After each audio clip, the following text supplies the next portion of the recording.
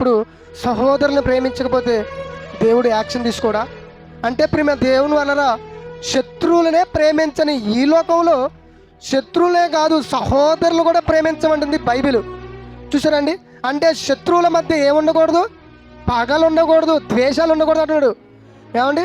ఈ శత్రువులుగా ఎంతోమంది పగను పెట్టుకొని చంపే వాళ్ళు చాలామంది ఉన్నారు. కానీ దేవుడు అంటే నీ శత్రువుని ప్రేమించు, నీ సహోదరుని కూడా నువ్వేం చేయాలి? ప్రేమించమంటున్నాడు. మరి మనం అలా ప్రేమించగలుగుతున్నామా? ప్రేమించలేకపోతే, సహోదరుని ప్రేమించలేకపోతే మనం ఎక్కడికి పోము? పరలోకానికి వెళ్ళము, నిత్య జీవంలోనికి ప్రవేశించము, నిత్య నరకంలోనికి మనం ప్రవేశించుతాము.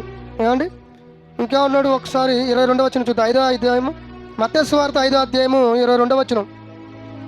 నేను మీతో చెప్పినదేమనగా, తన సహోదరుని మీద కోపపడే ప్రతివాడు విమర్శకు లోనగును, తన సహోదరుని చూచి వ్యర్థుడా అని చెప్పువాడు మహాసభకు లోనగును, ద్రోహి అని చెప్పువాడు నరకాగ్నికి. చూశారని? తన సహోదరుని చూసి వ్యర్థుడా, నువ్వు ఎందుకు పనికిరాని వాడువురా అని నువ్వు అన్నావంటే ఇక నీకేం పోయింది?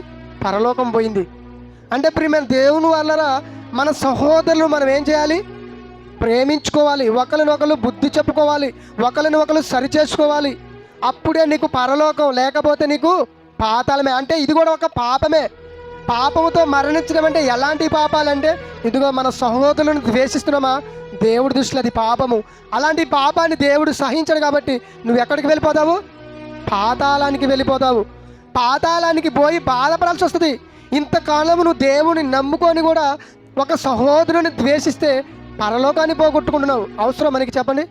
ప్రియమైన దేవుని వలన మనం దేవుని నమ్ముకున్నాము, ఎంతో భక్తిగా మారిపోయాము, బాప్తిసం పొందుకున్నాము, సంఘంలో చేర్చబడ్డ తర్వాతకి ఈ సంఘంలో ఉన్న సహోదరులతో ఐక్యంగా, సహవాసంగా, స్నేహంగా ఉండబోతే పరలోకాన్ని పోగొట్టుకుంటున్నప్పుడు, అలాంటప్పుడు మనం దేవుణ్ణి నమ్ముకుంటే ఏంటి, నమ్ముకోపోతే ఏంటి? చెప్పండి.